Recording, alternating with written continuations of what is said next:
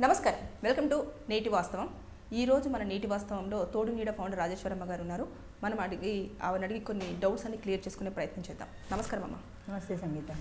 అమ్మ, ఈ మధ్యకాలంలో ఎవరిని చూసినా సరే, అటు పిల్లలైనా తల్లిదండ్రులైనా లేకపోతే ఇంట్లో ఎవరైనా సరే, నా లైఫ్ నా ఇష్టం, నాకంటూ ఒక ప్రైవసీ ఉంటుంది అని చెప్పేసి దాంట్లోనే బ్రతుకుతూ ఉన్నారు. ఎవరైనా ఏదైనా అడిగితే అరే నా ఇష్టం బై, నువ్వెందుకు మాట్లాడుతున్నావు, నా ఇష్టం అనేది కామన్ వర్డ్ అయిపోయింది ప్రతి ఒక్కరి నోట్లో.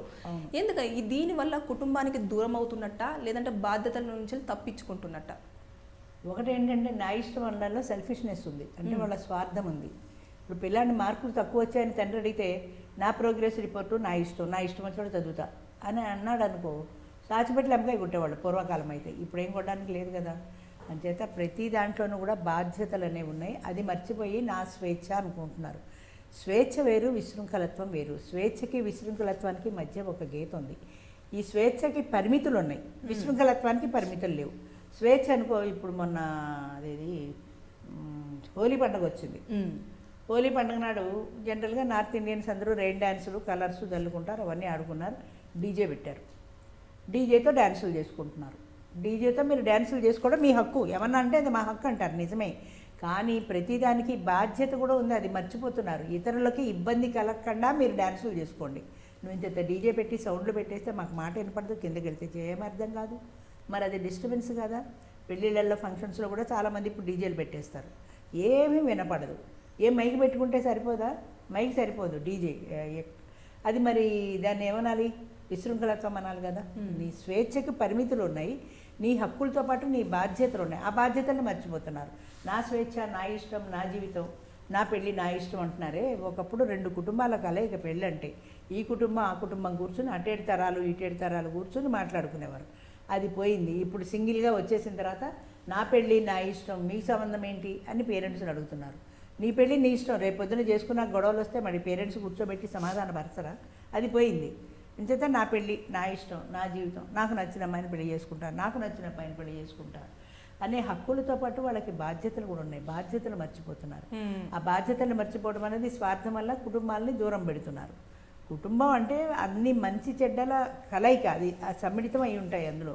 అది మానేసి నా పెళ్ళి నా జీవితము నా ఇష్టము అనుకుంటే కుటుంబంలో ఆ ఇంటి కోడలుగా వస్తుంది కదా. నీ భార్యగానే కదా, ఆ ఇంటి కోడలుగా కూడా వస్తుంది.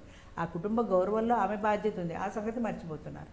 రేపు పొద్దున్న ఏదైనా నష్టమైతే పలానా కుటుంబంలో పలానా కోడలు ఇలా చేసింది, పలానా అబ్బాయి ఇలా చేశాడని చెడ్డ పేరు వస్తుంది కదా. అది పోయింది, అసలు ఆ ఆలోచనే పోయింది. నా పెళ్ళి నా ఇష్టం, నా జీవితం, నా స్వేచ్ఛ, నా చదువు, నా ఇష్టం అనే ఈ నా అనే, ఇందాక కూడా చెప్పాను, మా నాన్న ఉండాలి కానీ భార్యాభర్తల మధ్య నా అని ఉండకూడదని. కుటుంబంలో నా అనే పదమే పనికిరాదమ్మా. అసలు కుటుంబం అనగానే నీ జీవితం నీ ఇష్టం కాదు, నీ స్వేచ్ఛ కాదు, అది కొన్ని పరిమితులు ఉన్నాయి దానికి. ఆ పరిమితులు లోబడి ఉండాలి. అది పోయి నా జీవితం నా స్వేచ్ఛ నా ఇష్టం అని ఎప్పుడైతే అనుకున్నారో అప్పుడు ఒక రకమైన సెల్ఫిష్నెస్ వస్తుంది, స్వార్థం వస్తుంది. ఆ స్వార్థంతో పాటు కొన్ని నష్టాలు కూడా జరగచ్చు. అది కుటుంబం నష్టపోతుంది, అంతే కదా. నీ నష్టం నీతో పోదు. ఇప్పుడు కొడుకు తప్పు చేశాడు, జైలుకి వెళ్ళిపోయాడు. వాడు నేను జైలుకి వెళ్తే నా ఇష్టం అని అనుకుంటే వాడి తల్లిదండ్రులు బాధపడతారు కదా. వాడి గురించి బంధువులందరికీ తెలుస్తుంది కదా, పరువు పోతుంది కదా. నా జీవితం నా ఇష్టం అనుకుంటే కుదురుతుంది? అది కుదరదు. అది ఇంటర్నల్గా అన్నీ కలిసిపోయింది. అంచేత కుటుంబ గౌరవం గురించి కూడా ఆలోచించాల్సిన పరిస్థితి ఉంది. అంచేత నా స్వేచ్ఛ నా జీవితం నా ఇష్టం కాకుండా మన కుటుంబం, మన బంధువులు, మన అన్నదమ్ములు, మన అక్క చెల్లెళ్ళు, మన తల్లిదండ్రులు అన్న భావన ప్రతి ఒక్కళ్ళలో ఉండాలి. అది లేదు కాబట్టి నా జీవితం నాది, నా స్వేచ్ఛ నాదే అనుకుంటున్నారు. మీరు సింగిల్ కాదు, మీరు ఒక్కరే కాదు. ప్రపంచంలో ఏదో అడవిలో జంతువులు బతుకుతున్నట్టు బతకలేదు. There are certain rules and regulations. సమాజం అన్న తర్వాత, అందులో కుటుంబం అన్న తర్వాత కొన్ని బరువు బాధ్యతలు ఉన్నాయి. బరువు బాధ్యత రెండు ఉన్నాయి. హక్కుల గురించి మాట్లాడతారు కానీ బాధ్యతల గురించి మాట్లాడతారు. మరి హక్కులు మాట్లాడినప్పుడు నీకు బాధ్యతలు ఉన్నాయి, ఆ బాధ్యతలు ఎందుకు తీర్చుకోవు అంటే it is nothing but escapism, తప్పించుకునే మార్గం. అది పలాయన మంత్రం అనుకోవాలి. నాకు బాధ్యత లేదు. ఇప్పుడు తల్లిదండ్రులు చూడడం పిల్లల బాధ్యత. ఎంతమంది చూస్తున్నారు? ఎంతమంది పేరెంట్స్ రోడ్డుని పడి బాధపడుతున్నారు? ఎందుకంటే నాకు బాధ్యత లేదని ఎట్లా అంటారు వాళ్ళు. ఆ బాధ్యతల కోసం కోర్టుకి ఎక్కి తల్లిదండ్రులు పోరాడాల్సి. అందరూ పోరాడలేరు కదా, కొంతమంది ఊరుకుంటారు, భరిస్తారు. అంచేత హక్కు ఉన్న చోట బాధ్యత ఉంటుంది. అది యువత మర్చిపోతున్నారు. హక్కుల గురించి మాట్లాడుతున్నారు కానీ వాళ్ళ బాధ్యతల గురించి మర్చిపోతున్నారు. ఇంత పిల్లలుగా ఉన్నప్పుడు మిమ్మల్ని పెంచడం నా బాధ్యత అనుకుని తండ్రి పెంచకపోతే నువ్వేమైపోయేవాడివి? నీ స్కూల్లో ఆయన వేశాడు, ఫీజులు ఆయన కట్టాడు, నువ్వు బాగా మాట్లాడిపోతే పేరెంట్ టీచర్ మీటింగ్కి ఆయన వెళ్ళాడు. నువ్వు ఒక స్టేజ్కి వచ్చే వరకు నీ తండ్రి నీ బాధ్యత వహించాడు కదా, అవును. మరి ఆయనకి బాధ్యత లేదా? నా జీవితం నా ఇష్టం అనుకుంటే నువ్వు ఎక్కడ పోయేవాడు అసలు? అప్పుడు మీ జనరేషన్ వేరు, మా జనరేషన్ వేరు, మీకేం తెలియదు అని చెప్పేసి అంటున్నారు. కరెక్ట్, జనరేషన్ వేరు కానీ సూర్యుడు ఉదయిస్తున్నాడు, చంద్రుడు ఉదయిస్తున్నాడు, ఇవి మారలేదు కదా, సూత్రాలు మారలేదు. జనరేషన్లో తాతల బదులు మనవాళ్ళు, మనవాళ్ళ బదులు పిల్లలు, మునిమనవాళ్ళు, అలాగా పిల్లలు మారారు కానీ ఏంటిది పర్యావరణం కానీ సూర్యచంద్రులు కానీ ఏదీ మారలేదు. పగలే రాత్రే అవేం మారలేదు కదా. మారుతున్న కొద్దీ జనరేషన్ మారుతున్న కొద్దీ మీ బుద్ధులు మారాయి. ఇప్పుడు తాత ఆలోచించినట్టు మనోడు ఆలోచించినట్టు మునిమనోడు ఆలోచించడు. జనరేషన్ మారుతున్న కొద్దీ మీ అభిప్రాయాలు మారుతున్నాయి తప్ప సూర్యచంద్రులు మారలేదు, దిక్కులు మారలేదు, అన్నీ అలాగే ఉన్నాయి. మారుతున్నదల్లా మీరు, మీ జనరేషన్, మీ బరువు బాధ్యతల్ని మీరు మర్చిపోయి నా జీవితం నా ఇష్టం నా స్వేచ్ఛ అనుకొని ఇష్టం వచ్చినట్టు వ్యవహరిస్తున్నారు. దాని పర్యవసానమే కదా ఇదంతా. ఇప్పుడు ఈ సమాజంలో ఇన్ని జరుగుతున్నాయంటే దాని ఫలితమే కదా. ఈ వృద్ధుల్ని చూడకపోవటం, ఓల్డేజ్ హోముల్లో పడేయటం, లేదా ఇష్టం వచ్చినట్టు మ్యారేజ్లు చేసుకోవటం, ఆ తర్వాత వాళ్ళు వెళ్ళిపోవటం, వాడెవరినో లవ్ చేయడం, వీడెవరినో ఫేస్బుక్లో పరిచయం, ఈ దరిద్రాలన్నీ ఎందుకు వచ్చాయి? ప్రైవసీ అంతే, ప్రైవసీ ఇది ఎక్కడా లేదది. అదే ప్రైవసీ ఉంటే నువ్వే బాధపడతావు.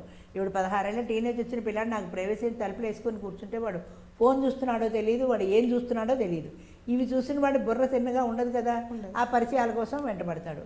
అక్కడ ఎవరో పరిచయం అవుతారు, ఏదో అవుతుంది, కొంప ముంచుతుంది, జైల్లో పడతాడు. లక్షలు గుమ్మరించి తండ్రి కావాలంటే వెనక్కి తెచ్చుకోగలిగితే, తెచ్చుకోలేకపోతే నీ కర్మను వదిలేస్తాడు. నువ్వు తండ్రి కదా, నన్ను బయటికి తీసుకురాకలా, నీ బాధ్యత లేదా అని తండ్రిని అడిగే ముందు నీకు బాధ్యత లేదా కుటుంబం గురించి? నువ్వు తలుపులు వేసుకుని చూసుకోవచ్చా? అది నా జీవితం నా ఇష్టం నా ప్రైవసీ అన్నావు కదా, ఫ్రీడమ్ కూడా ఎక్కువ కోరుకుంటున్నారు కదమ్మా. అందుకే కోరుకుంటున్నారు అంటున్నా. ఫ్రీడమ్ ఎందుకు కోరుకుంటున్నారంటే అందుకే ఇప్పుడు పెళ్ళిళ్ళు చాలామంది చేసుకోవట్లా, ఫ్రీడమ్ పోతుందని, ఇంకొకరికి లోబడి ఉండాల్సి వస్తుందని. ఒక అండర్స్టాండింగ్తో ఇద్దరు కలిసి బతకచ్చు కదా. మళ్ళీ వీటికి వెళ్తారు, లివ్ ఇన్ రిలేషన్కి వెళ్తారు. పెళ్ళి వద్దు, పెళ్ళి అంటే ఒక బరువు, ఒక బాధ్యత.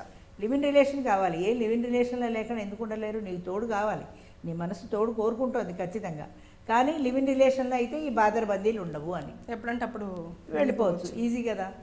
అంతే ఆలోచిస్తున్నారు కానీ ఈ బాదరబందీలు అనుకోకుండా ఇది ఒక బరువు, ఇది ఒక బాధ్యత అనుకోకుండా ఇది ఒక కుటుంబం, అందులో నా బాధ్యత ఉంది, ఇది నేను నెరవేర్చాలి, కుటుంబం అందరూ కలిస్తేనే ఆ ఆనందం ఉంటుంది, ఆ సంతోషం ఉంటుంది అన్నది లేదు. ఇప్పుడు కొడుకు టైంకి కొడుకు వస్తాడు, భోజనం చేస్తాడు, వెళ్ళిపోతాడు. తల్లి టైంకి తల్లి వస్తుంది. తల్లి టైం ఎవరి భోజనాలు వాళ్ళవి, ఎవరి టైములు వాళ్ళవి. ఆ భోజనాలు చేస్తూ కూడా చాలా చోట్ల చూస్తుంటాం, ఇలా తింటున్నప్పుడు కూడా ఇలా తిప్పుతూనే ఉంటారు ఫోన్. ఎందుకంత ఎడిక్షన్? నీ కంట్రోల్ ఎందుకు లేదు? ఎడిక్షనే కదా అది. రాత్రి పగలు ఇలా ఫోన్లు చూసుకుంటామంటే అది ఎడిక్షన్ కాకేంటి? ఏ బలహీనత అయినా అమ్మ మనిషిని దిగదారుస్తుంది కానీ వాళ్ళకి మేలు చేయదు. ఏదైనా సరే కంట్రోల్ ఉండాలి.